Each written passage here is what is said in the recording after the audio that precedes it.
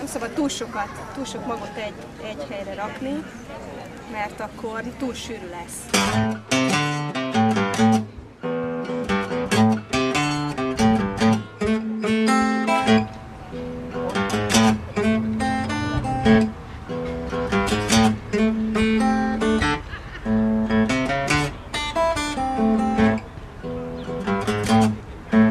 Sok szeretettel köszöntök mindenkit, örülök, hogy ilyen sokan eljöttek, és hogy eddig már 60-an jelentkeztek előzetesen arra, hogy igényeljenek parcellát.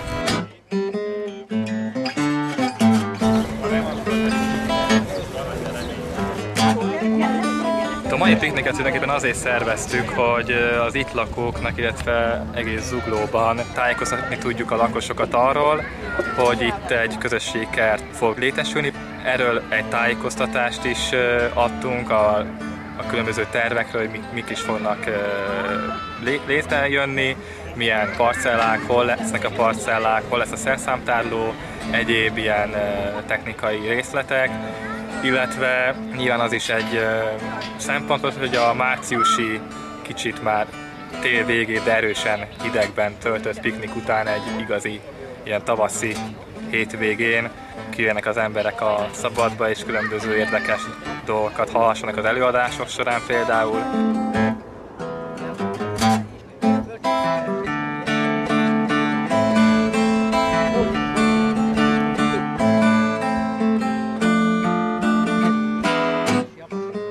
Megint csak egy civil kezdeményezés, és az önkormányzat szándéka talált egymásra akkor, amikor a Zuglói Közösségi Kertekért Egyesület képviselői megkerestek bennünket, hiszen az önkormányzat is már nagyon régen szerette volna, hogyha a közösségi kert megvalósul itt Zuglóban.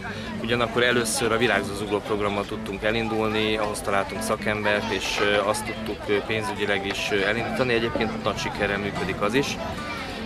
Utána második lépésként egy bemutatókert, tankert valósulhat meg most júniusig a Liszt Ferenc általános iskola kertjében a Hermina úton.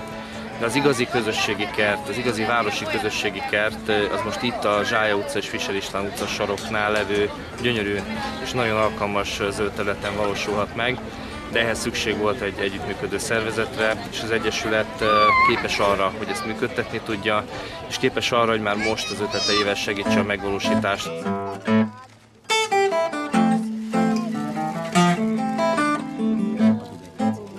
Hol értesültetek a Oviba értesültünk, az egyik anyukától, igen, ő mondta, hogy hallott róla, hogy lesz itt ilyen, és akkor utána meg is kezdtük keresgélni a neten, hogy ez vajon igaz, és örültünk, hogy igaz.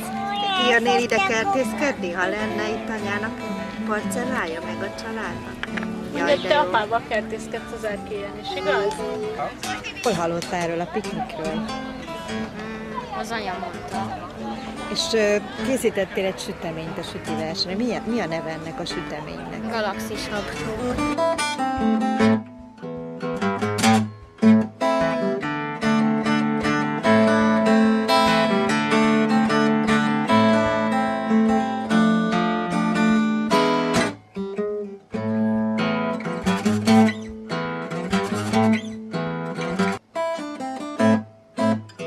Mindenképpen szeretnénk egy kis parcellát, illetve hát igazából a férjem, ő hallott erről az egészről, meg ő többet is tud, mint én. 2 kicsi gyerekem van, velük vagyok otthon, és nagyon szeretnék velük kijárni egy zöld területre, nem csak egy játszótérre, hanem ahol együtt kertészkedhetünk.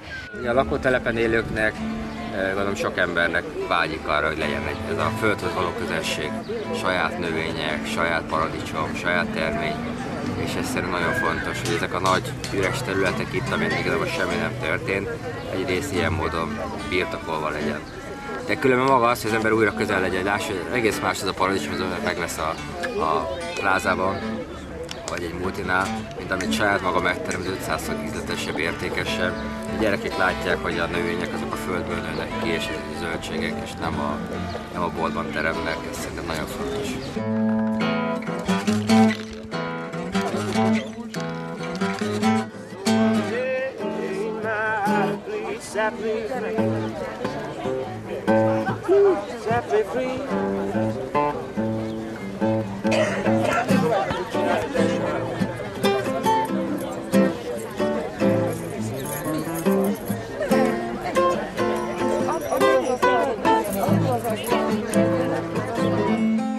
kertészkedésen túl kialakulhat egy új közösségi tér is, amely új közösségi térben barátságok, ismerettségek szövődhetnek, és azt gondolom, hogy ha egy közösség erősödik, egy kis közösség, az a nagy közösségnek is a javára van, és egész Zugló profitál belőle.